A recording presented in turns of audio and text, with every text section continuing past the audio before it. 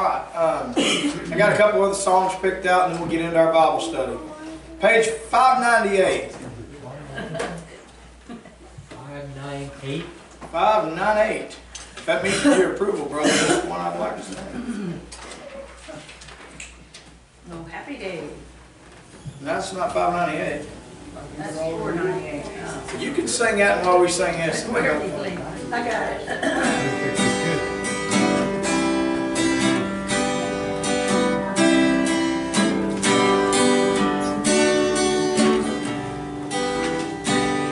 Take up thy cross and follow me. I heard my master say, I gave my life to ransom thee.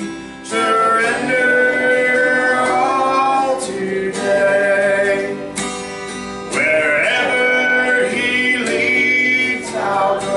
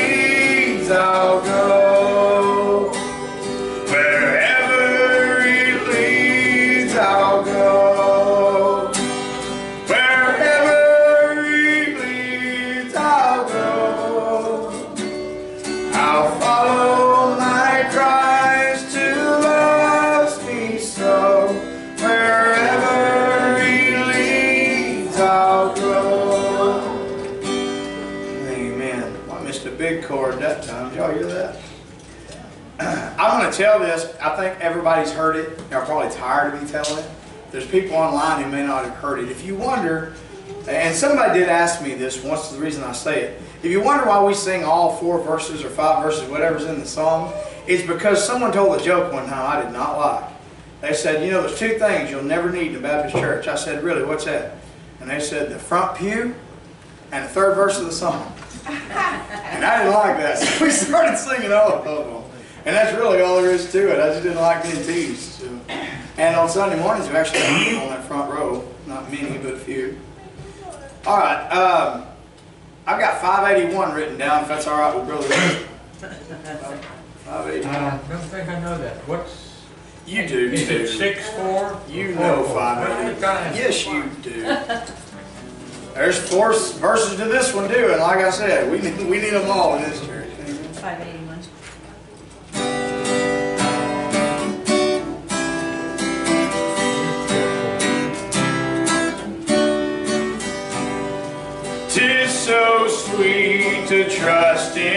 Jesus, just to take him at his word, just to rest upon his promise, just to know thus saith the Lord.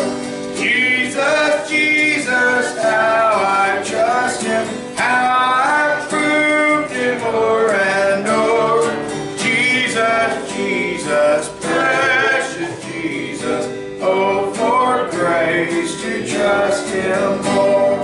Oh, how sweet to trust in Jesus, just to trust his cleansing blood, just in simple faith to plunge me neath the healing cleansing flood. Jesus, Jesus, how I trust him, how I proved him o'er and o'er. Jesus, Jesus, precious Jesus, oh, for grace to trust him more. Yes, 'tis sweet to trust in Jesus, just from sin and self to cease, just from Jesus simply taking life and rest and joy and peace. Jesus, Jesus, how I trust him, how I proved him o'er and o'er.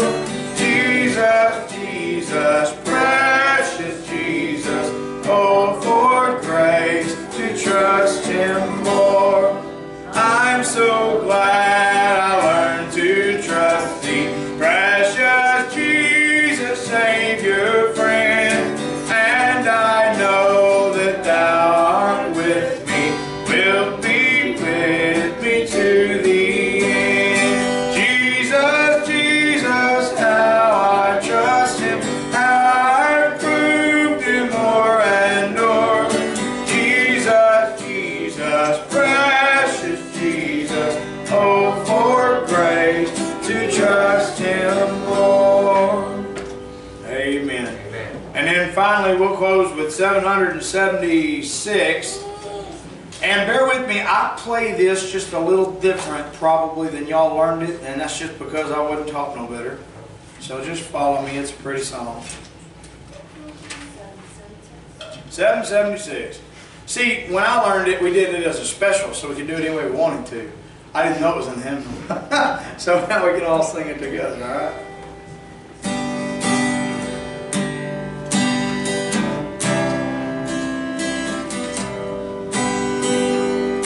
I'm kind of homesick for a country to which I've never been before. No sad goodbyes will there be spoken. The sign won't matter anymore.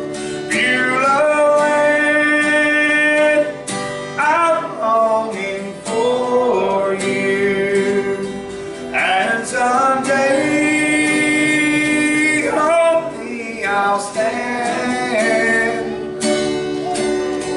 where my own shall be eternal. Beulah land, sweet Beulah land, I'm looking now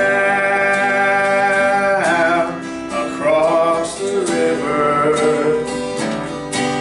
to where my face shall lead inside. There's just a few more days to labor, then I will take my heavenly flight. Beulah land, I'm longing for you, and someday hopefully I'll stand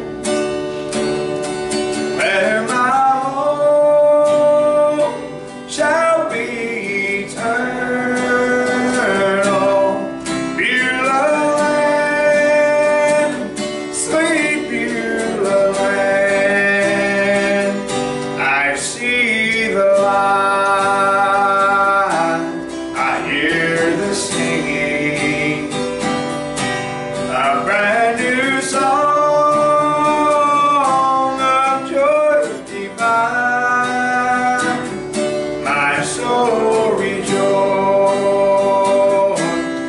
just in knowing that sin is pleasures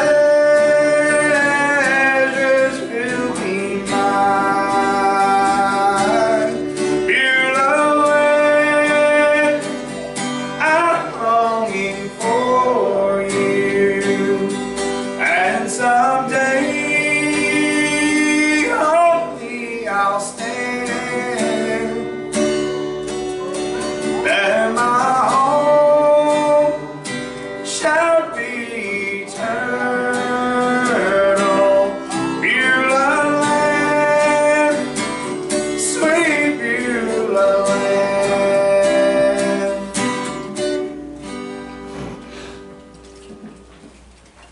All right. So we're studying through the book of Genesis, and for them that may not know, this is an open forum. It's not like Sunday morning where I preach and y'all listen. This is a Bible study. So if you have questions, you can raise your hand or just shout at me like Brother Rick likes to do. We don't mind. So just whatever you need to do to get my attention. But if you have a question, if you have a thought, if you want to contribute, I did not claim to know it all when I came here, and that has not changed. There's always something I can get out of it too. So if you would turn to Genesis, we are in chapter 40. Woo! Woo!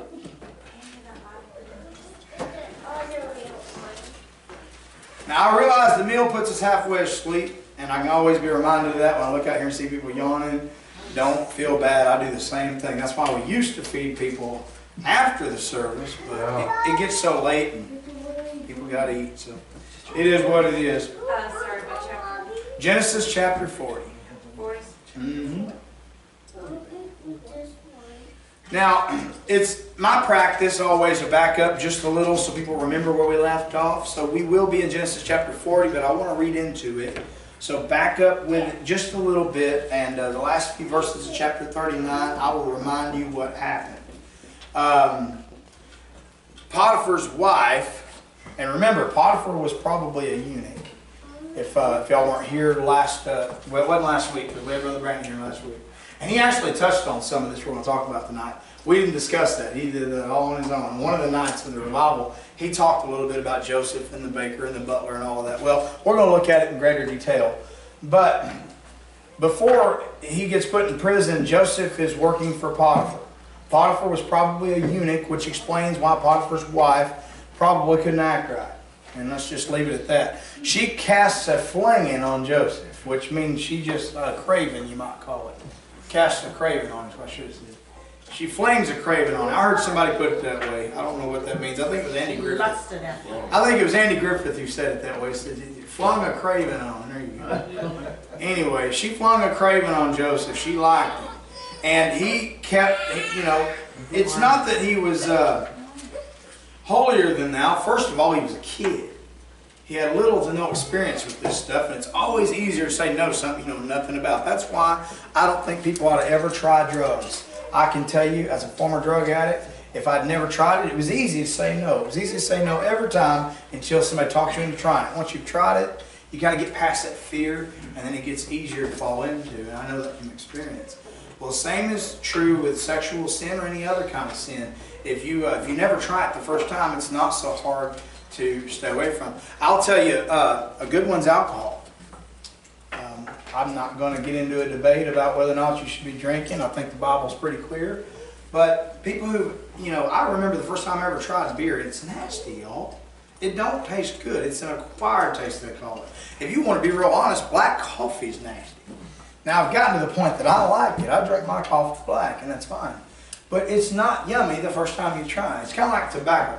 I'll never forget, my granddaddy, and I've told this a lot, but my granddaddy Bates, God rest his soul, he'd come in after church, he'd turn on the cowboy game and kick back in that recliner, and he'd get him a big, after, you know, we already had lunch, he'd get him a big chaw tobacco and he'd kick back in the recliner and say, I'm a mite near satisfied. And I remember thinking, yuck, that stuff is gross. Mm-hmm.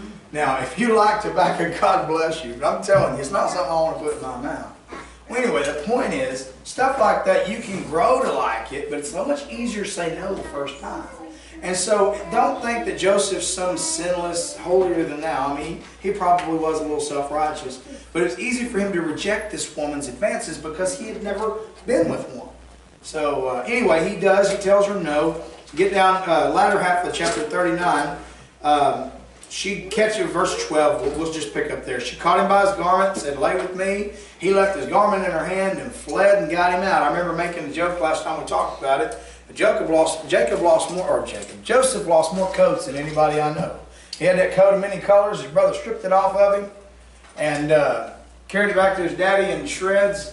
And so he lost his coat of many colors. Here he loses another one because he runs away from this woman, and she grabs a hold of it and holds on to it and tries to use it as evidence against him.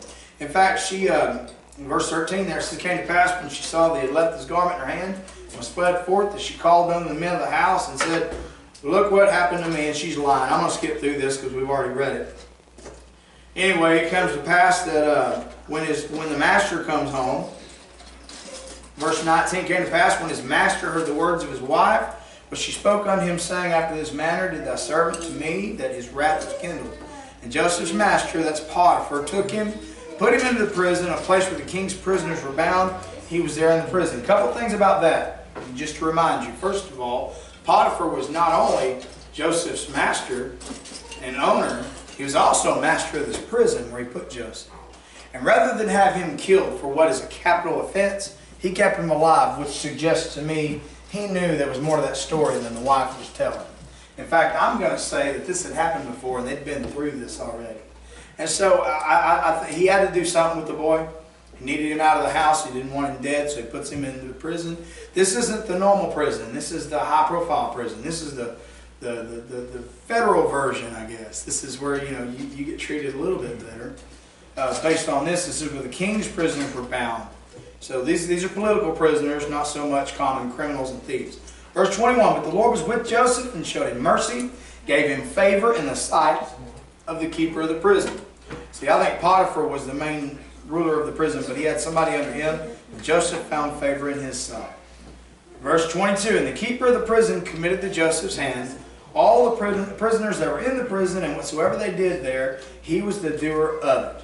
So, for stamping license plates or making quilts or whatever it was they did back in Joseph's day, he was kind of in charge of whatever the rehab program was for those prisoners. Now, I'm kidding, but really they did something because that's what it's talking about. I don't know what their particular thing was, but whatever it was, Joseph was in charge of it. They didn't just sit in a cell all day, watch TV, and make phone calls. Apparently they had some work to do, and Joseph was over that.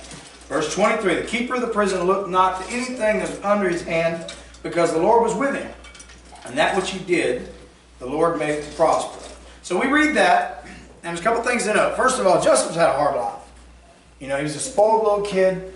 Daddy just loved him to death, made him that bright, fancy coat, which may have not been such a good idea.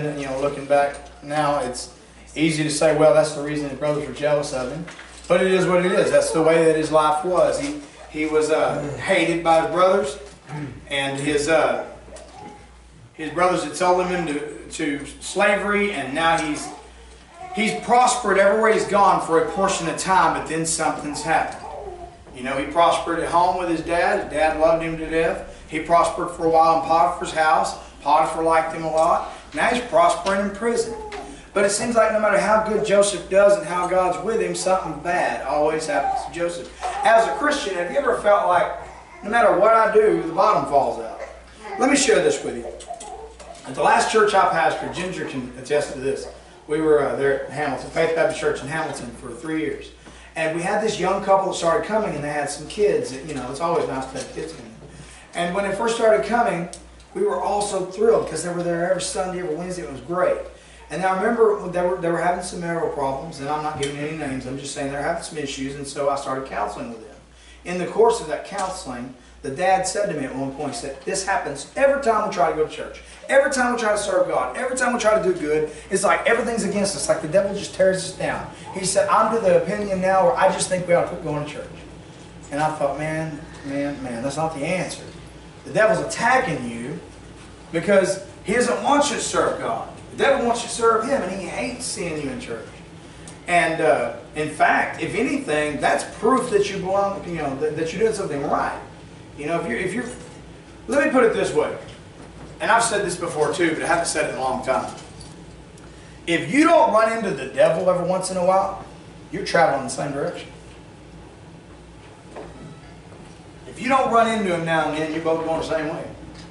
Because if you're going against him, you're going to run into him at some point. Right? Well, Joseph kept running into this stuff. I mean, no matter how good he did, no matter how much God blessed him, it seemed like always something bad happened to him.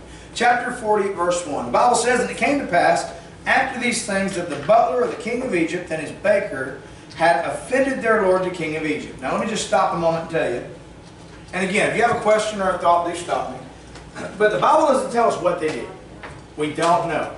I'm going to tell you it's probably food related. In fact, I'm going to take a wild guess. This is not in Scripture, but it makes sense. I'm going to say that security in the palace had stumbled across probably some kind of a little container of poison. And I know you're looking at me now and you're like, why in the world would you guess that? You'll see that in a minute. Why I think that. It doesn't say that, but it fits the circumstances. Because both the baker and the butler handle food and drink for the Pharaoh. And what's going to wind up happening is a capital offense. So all I can figure is something bad with his food came up. And so it makes sense that maybe some poison was found. And since he didn't know which one of them had something to do with it, he arrested them both. So anyway, we'll come back to that. But it says here his baker and the butler had offended their lord, the king of Egypt. It doesn't say how they offended him, but apparently it's pretty severe. Verse 2. "And Pharaoh was wroth against two of his officers." Wroth is an old English word. It means super duper mad. Okay? That's really what it means. Anger, wrath. Wroth is a past tense of wrath. It says Pharaoh was wroth against two of his officers. By the way, I told y'all this before, but I'm going to tell you again. That word officers there in the Hebrew is the word saris, which means eunuch. This is an Old Testament version of the word eunuch that we see in the New Testament, like in Matthew 19. So, for whatever reason, Pharaoh had all of his higher-ups castrated. He probably to keep their mind on work and not on women. I don't know. But anyway, these men were apparently eunuchs. So Pharaoh was mad at two of his eunuch officers against the chief of the butlers and against the chief of the bakers. That's another reason I think it was poison related. He didn't get the whole group. He just got the leaders of each. The chief of the butlers and the chief of the bakers. Verse 3. "And he put them in ward in the house of the captain of the guard." Who's the captain of the guard? Anybody know? I heard it. Potiphar was the captain of the guard. Like I said, he's over the prison. Joseph used to be in his household. Anyway, this is where they're at. They're in the same prison Joseph's in. That's what that means. "Into the prison, the place where Joseph was bound." Verse 4. "And the captain of the guard," that's Potiphar. I don't know why I quit naming him here, but did. "The captain of the guard charged Joseph with them, and he served them, and they continued a season in ward." Whatever Joseph had done right, you know, forget for a moment all the things he's accused of and all the trouble he's had. But whatever he had done right was so good that people kept trusting this man.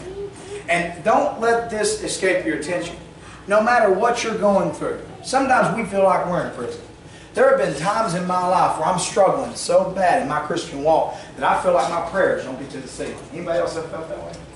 You ever said a prayer and you feel like he don't hear me? He's not there. He is. Sometimes you feel that way. And the thing I want you to notice here is that whatever situation Joseph finds himself in, he still trusts the Lord. He still honors God with his life. All right. Where did we leave off? Verse 4, I think? 4. Thank you. Verse 5. "And they dreamed a dream, both of them, each man his dream in one night. Each man according to the interpretation of his dream, the butler and the baker of the king of Egypt, which were bound in prison." Now all that means is, right after they got put under Joseph's care on a particular night, they each had a dream. Separate dreams, same night. These two men. Verse 6. "And Joseph came in unto them in the morning, and looked upon them, and behold, they were sad." Now, I don't know what he saw, but have you ever known somebody well enough to know when something's wrong? I'll give you an example. If y'all ever come in here, and I know it's happened to some of you, you ever come in here and you don't hear me talking to anybody? You don't see me reaching for any food? And I kind of staying here and don't go in there. Y'all have seen that a few times, right? Where I'm in here and I don't even go in there. Something wrong with me, right? I mean, if you don't hear me jabbering like a jackrabbit, something's wrong, right? Whatever it was he saw in these two individuals, he noticed something different about them. He noticed, hey, they're not themselves. I get it, they're in jail. They probably didn't have a whole lot to be happy about, but this was more than just a normal ugly face. They were really upset about something. And Joseph noticed. I've always appreciated people who notice. You know, some people are oblivious. I mean, I'm convinced a hurricane could happen right next to them and they wouldn't even notice. In fact, I used to make fun of, and I shouldn't make fun of people, I know that. But I used to make fun of this particular friend of mine. They'd drive down a highway and I could be standing on the side of the road doing it. And they'd never see me because they drove like this. Got me right like that. Some people are out like that. They do drive like that. No, I wasn't talking about you, but that has happened. That has happened between us before. But no, I knew another lady who was the same way. That's the way she went everywhere, just like this. If it happened, just oblivious to what's going on. Some people are that way. They don't really, you know, pull their head out of the sand long enough to see what's going on around them. Well, Joseph does, and it's so neat because look, he's got his own problems. He's in prison. He hasn't seen his family in years. He's had trouble at Potiphar's house. He had trouble at home. Now he's in prison. If he wanted to be like most Americans, he could say, oh, poor pitiful me. Life stinks. Why has everything happened to me? But he doesn't. He notices these other two people, and he notices that they're sad. And instead of saying, what do y'all got the right to be sad about? I'm the one with all the problems. Instead of making it about himself, he notices them. And he cares about their problem. And so he says to them, look at verse 7. He asked Pharaoh's officers that were with him in the ward of his Lord's house, saying, wherefore look ye so sadly today? Which is an old English way of saying, why do you look so sad? What's troubling you? What's going on in your world? Have you ever had somebody, and people do this, but they don't always mean it. They'll say to you in passing, how are you? How's your day? What's going on with you? And they don't really mean it. It's just something to say. So then you start to tell them, and they look like they'd rather be anywhere but they're talking to you. Surely I'm not the only one who runs across that. See, people ask it reflexively, hey, how are you? What's going on with you? What's up? Or however they want to word it. But usually they don't really want to know. They're just asking. Joseph really wanted to know, which is mind-boggling. With all the problems Joseph had, he cared about theirs. That's admirable in and of itself. Verse 8, and they said to him, we've dreamed a dream, and there is no interpreter of it. Whatever they had witnessed, and we're going to see it in a minute, but the dreams had really bothered them. You ever, look, I don't dream a lot. But I have had a couple in my life that really troubled me. I woke up trying to remember it, trying to get something out of it. Have you ever had a dream that was so real? I mean, so realistic that you wake up and you're like, wow, what was that about? And if you know you didn't eat anything really spicy before you went to bed, you may even wonder, you know, somebody's trying to tell you something, right? It doesn't happen often, but every now and then I'll dream something. I can kind of identify with this. Now, unfortunately, I've never run into Joseph, and he's never explained to me what my dreams mean. But they, fortunately, they have him there. It says, there is no interpreter of it, and Joseph said to them, do not interpretations belong to God. Tell me them, I pray you. What I love about Joseph, if he hasn't done anything else right, he's learned some humility. Okay? Remember, early in Joseph's life, he had dreamed some dreams. And God had revealed to him what those dreams were. But early in Joseph's life, he was a spoiled little brat. Now, after having been through all he's been through, and being humbled a little bit, his answer is so telling about his character. He doesn't say, hey, I bet I can figure it out. And we shouldn't either. Look, we all have gifts that God gave us, right? We all have something we're decent at, right? I'm pretty sure everybody here's got at least one gift. Most of you have more than one. Sometimes we think we're so good at something, we forget to give God the glory for it. And I have done that. I have had egg on my face so many times because I get to thinking I'm a pretty decent mechanic. And Bill will tell you I'm not. I've had a couple times I was convinced I could fix something and like that chainsaw that still ain't running. Sometimes I pop off, oh, I can fix that, I can fix anything. And I think God's listening saying, really? Can you now? And then I look like an idiot. That happens sometimes. But what Joseph does here, he doesn't say, hey, I'm a smart guy. I can tell you what your dream means. He says, hey, dreams belong to God. Tell it to me, we'll trust God for the answer. And that's the appropriate way to use your gifts, to give God the honor and the glory for it. Verse 9. The chief butler told his dream to Joseph, and he said to him, in my dream, behold, a vine was before me. Now this is the butler. The vine is so interesting here, and I wish I had more time just to go into that, but I'm not. I'll touch on it later. But the vine actually has another meaning. We'll come back to maybe if there's time. But he says, a vine was before me, and in the vine, I'm sorry? Jesus is the vine. That's always the right answer in church, absolutely. But yes, you're right. Jesus is the vine, and there is a picture of him here. We'll come back to that. Don't get ahead of me. Unless you want to come teach, I'll let you do it if you want to. I'm teasing you. No, I appreciate your comments. You're right. But we'll come back to that. And in the vine were 3 branches. Now, what do you think 3 represents? Rick, while you're on a roll? Okay. Possibly. Trinity. What else? We'll come back to that. Just put your thinking caps on, okay? All right. So in the vine were 3 branches, and it was as though it budded. To bud means to flourish, right? Okay? And her blossoms shot forth, and the clusters thereof brought forth ripe grapes. Good. You know, where are we going with grapes? Wine. Okay, we'll come back to that. And Pharaoh's cup was in my hand, and I took the grapes, and I pressed them into Pharaoh's cup. Now, has anybody ever seen that I Love Lucy episode? Yes. By the way you're laughing, I already tell you know where I'm going. Where she gets in that big vat of grapes and they're stomping them down. The wine press. I can't help it. I think of her every time I read something about grapes being mashed. Well, I don't know that they did this with their feet because that would be kind of gross. But they did squeeze the juice out of the grapes, and that's what he's talking about here. He says, Pharaoh's cup was in my hand, and I took the grapes, pressed them in Pharaoh's cup, and gave the cup unto Pharaoh's hand. Let me just tell you really quickly. The word butler is misleading. Because when I think of butler, I think of Mr. Belvedere. Or that guy on Fresh Prince of Bel-Air, what was his name, Jeffrey? Mm-hmm. The butler. When I think of a butler, I think of somebody who opens the door and answers the phone, right? In their day, the butler was over the vineyard. The butler was over the plants, and the butler was over all your drinks. It was kind of like Nehemiah being the cupbearer for the king of Persia.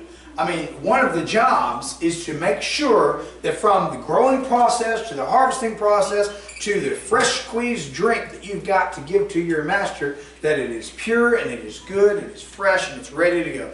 And it hasn't been tainted or tampered with in any way. That was his job. Okay, so when we think of butler, it can be misleading.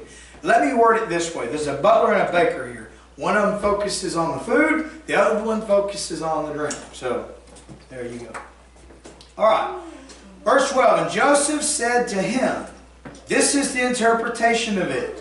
The 3 branches are 3 days. Now, does anybody want to tell me what 3 branches are not that Trinity wasn't a good answer, but what else was 3 days? From the time he died to his resurrection. The resurrection, absolutely. The time in the grave was 3 days. Possibly a picture of that here. All right. Just food for thought. Like I said, if there's time, we'll come back. He says, the 3 branches are 3 days. Within 3 days shall Pharaoh lift up thine head and restore thee unto thy place, and thou shalt deliver Pharaoh's cup into his hand after the former manner when thou wast his butler. In other words, you're going to be restored. Now, what's this a picture of? Think about it.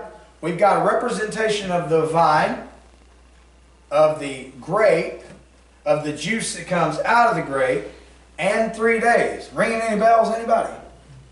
What else does the fruit of the vine represent? The blood. The blood of Jesus Christ. There's a picture here of the shedding of blood for the remission of sins. And notice the guy who has a dream about this picture of the blood. It's not blood, it's grape juice here. But the picture of it shows that within 3 days he's going to be restored. After 3 days, Christ was resurrected, and because of that resurrection, every one of you and me, if you belong to Him, have been redeemed and are restored to Him. The sin committed in the garden that separated us from God has been erased. Redemption is pictured here, and because of those 3 days in the grave and the resurrection out of the grave, oh, somebody better shout hallelujah. Amen. Come on, y'all. It's a picture of the redemption and restoration that's offered to us through the blood of Christ. So anyway, that's a spiritual picture. This is literally what happened, okay? So I meant to come back to that later and I got excited. But we'll come back to spiritual understandings of this passage. I want to look at the literal interpretation of it. So Joseph tells him his dream means in 3 days you're going to be restored back to your job, you're going to be the butler again, and you're going to be handing the cup to Pharaoh again, and everything's going to be like you never went to prison, okay? Verse 24, but think on me when it shall be well with thee. What does that remind you of? Somebody, what does that remind you of? Think on me when it shall be well with thee. Who else said, remember me? Somebody. No, but close. He was hanging about that far from him. The thief on the cross, when hanging next to him, there were two of them, one on the right and one on the left. One of them said, if you're really the Christ, get us out of here. Save yourself and save us. And the other one said, what's wrong with you, man? We're here because we deserve to be here. We sinned and we got caught and we're hanging here because we deserve it. But this man has done nothing wrong. Then he turns to Jesus and he says these sweet words, remember me when you come into your kingdom. And Jesus said, today shalt thou be with me in paradise. That guy got saved hanging on the cross. He didn't get baptized. He didn't get confirmed. He didn't get carried in there somewhere to get his wounds washed off. He just simply said, remember me. And Jesus said, today shalt thou be with me in paradise. He just accepted the truth about Christ and he got saved right there. Now, it didn't get him off the cross. It didn't get him out of his death. And by the way, we won't escape it either. Everybody dies. But what it did do is allow for him to be redeemed, his sins washed away, and his eternity promised in heaven with God. Well, I didn't mean, this is supposed to be a Bible study. I don't mean to preach. Well, it's just so good, though. Anyway, he says, think on me when it shall be well with thee. In other words, when things are going your way, remember me. Remember that I told you these things. He says, and show kindness. I pray thee. Pray thee means to ask.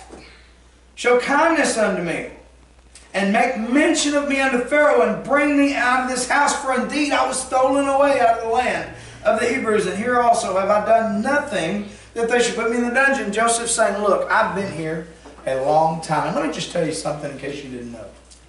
Joseph is in the latter end of his 20s here. He was 17 when he was, and the Bible tells us that. I could give you references for it, or you can take my word for it, but it gives us his age. He was 17 when his brother sold him into slavery. He's 30 when he's finally taken out of this prison and put in charge, which you're going to see later. So he's somewhere between the ages of 25 and 28 right here. I'm going to lean on the year 28 because of something we're fixing to read. I think he's about 28 years old. What does that tell you? From 17 to 28 is how many years, class?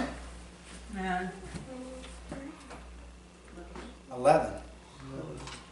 11 years he's been away from his daddy, away from his brothers, away from his friends, locked away. I mean, some of it was in Potiphar's house, but he was a slave.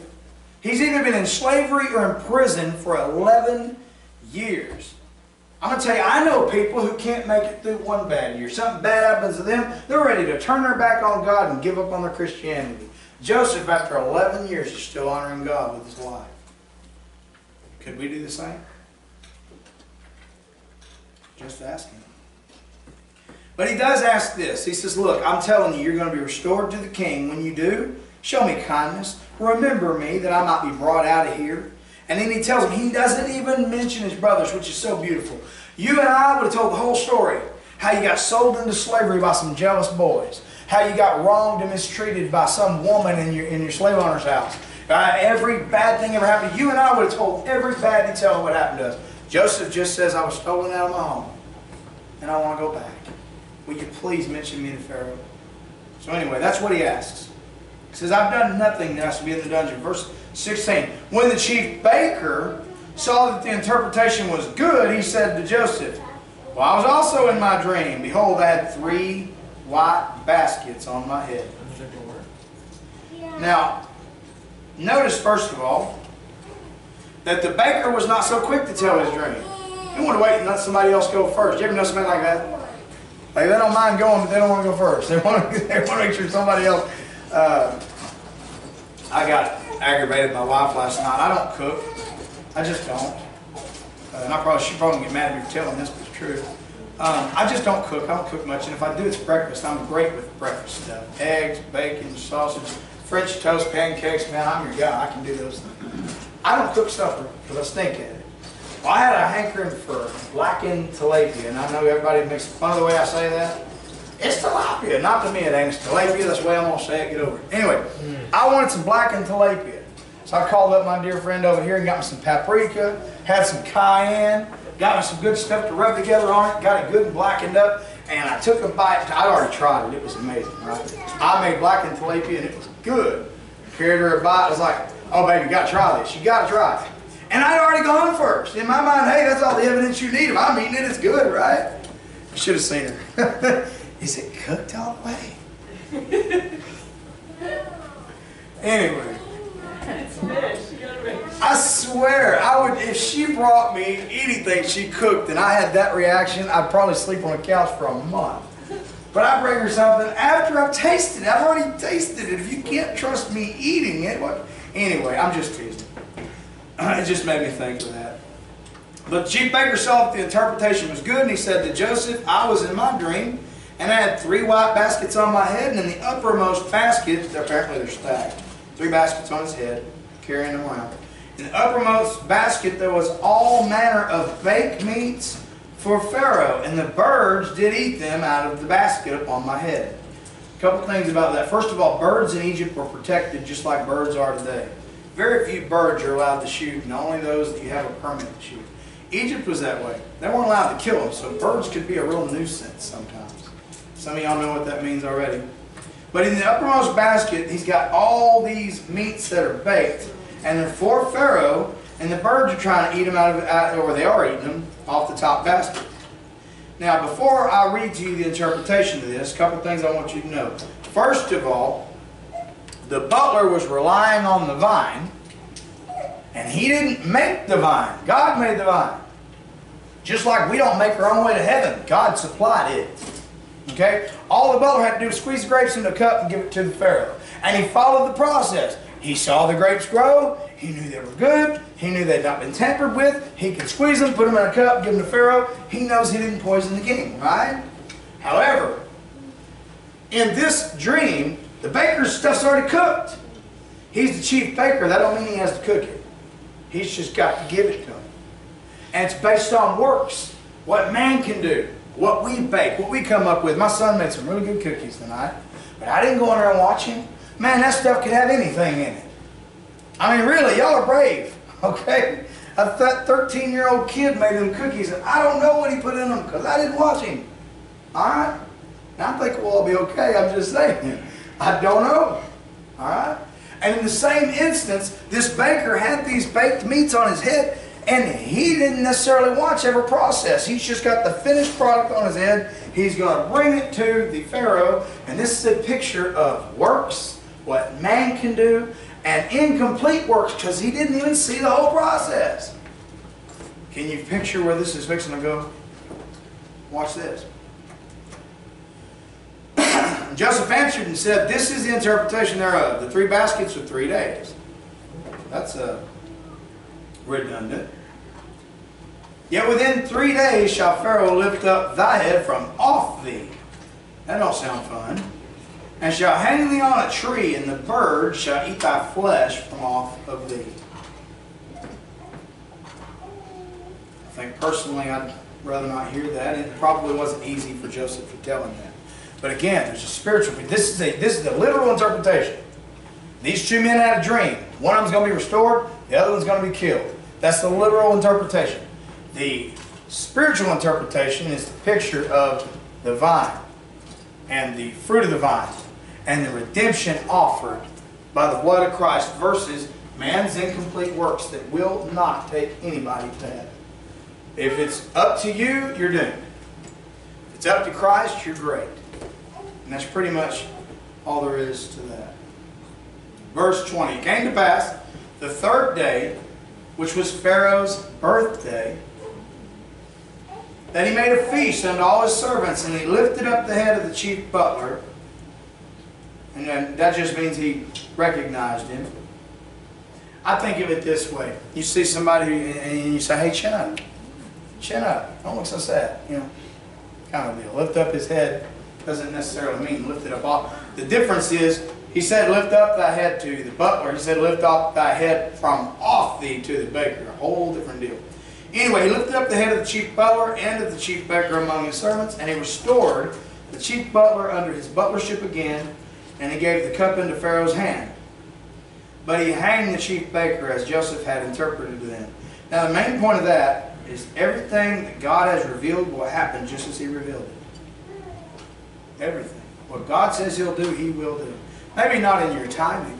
Did you know early in Joseph's life he had a dream that he would rule over his brothers and his parents? He hadn't seen that come to fruition yet. He's had absolutely no evidence that it ever will. But we know, because we've read the story, that does eventually happen, but it didn't happen immediately. See, God's timing is not our timing, and sometimes we have to suffer a little before we get to where God wants us to be. Remember the blind man in John chapter 9? Remember Jesus is there with his disciples, and they see this blind man. And he was born blind. I mean, he's never seen a sunset. Never seen a sunrise. Never seen his own mama's face. Do you remember what the disciples asked Jesus about that man in John chapter 9? They asked him, whose sin was it that made that man be born blind? Was it something he did or something his parents did? Automatically assuming he had done something wrong. Just like you would do with Joseph. You'd say, oh, there got to be a reason you're in that prison. You did something wrong, just like they did Job. Oh, you had to have done something. God wouldn't let you go through that unless you did something. That's not always true. You remember what Jesus told them in John chapter 9 when they said, whose sin caused him to be born blind? And he said, neither. He was born blind so that the works of God could be made manifest in him. Now that doesn't sound fun, does it? To live 40 years, he was 40 years old. 40 years on this planet, never saw his own mama's face. And the answer that Jesus gave was, that happened so that when he got healed, that the work of God could be shown in him. Because God's will is more important than our will. My will is that I get to see. God's will was that he gets to see when the timing is right. And the same is true with Joseph. I will close at verse 23, which says, yet did not the chief butler remember Joseph, but forgot him. And I'm going to read the first verse of the next chapter. It came to pass at the end of 2 full years. And we'll stop there. That's why I think he was 28. He's 30 when he finally gets brought out of that prison. He's 28, I think, when the butler and the baker get out of prison. But the butler didn't remember him. Now, why do you think that was before we close? Anybody have an idea why maybe the butler forgot him? Anybody? I'll give you my opinion. I don't know either. I'll give you my opinion. I think about it this way. If I just spent some time in prison, and then I finally get to get out and be restored back to my job, I'd probably be too afraid to mention anyone else. I barely got out myself. Especially if I didn't know why Joseph was there in the first place. I mean, yeah, he said he didn't do nothing wrong, but what if he did? I can understand that. I can understand him being so excited to see his family again, so excited to be out again, he just forgot the guy who helped him and told him what would happen. But you know what? Joseph knew what it's like to be forgotten, so do I. Joseph knew what it was like to be betrayed, so do I. Joseph knew what it was like to suffer through hard times, so do we. But what Joseph did right was, even when he probably should have gotten discouraged, he kept his eyes on the Lord, he kept trusting God, he waited patiently. And God finally, you'll see in the next chapter, God finally answers Joseph's prayers and fulfills in him what he promised. And the point of that is he always will. He always will. He's never broken one promise. He does it in his time, but he's never broken one promise. All right, any questions or comments, thoughts before we close? What I hope you guys got out of this was, as we suffer through this life, and we go through the things that we go through, remember that all these things Bible says, for all things work together for good to them who are the called according to His purpose. Them who love God. All things work together for good. The good stuff and the bad stuff. Somebody used the ingredients for biscuits to explain this to me. They said, did you know that the individual ingredients for biscuits are not necessarily good by themselves? You ever had a spoonful of flour? Not yummy. Some people love buttermilk. I don't particularly like buttermilk unless it's mixed. I like buttermilk biscuits, but I don't like buttermilk. That's another example. The individual ingredients for biscuits are not necessarily good by themselves. But all things work together for good to them who love God, to them who are the called according to His purpose. So all that stuff that happens to us, the good and the bad, it works together for good. And what the devil means for evil, God means for good. Anything we need to mention? Anything at all? All right, we'll have a word of prayer and we'll be dismissed.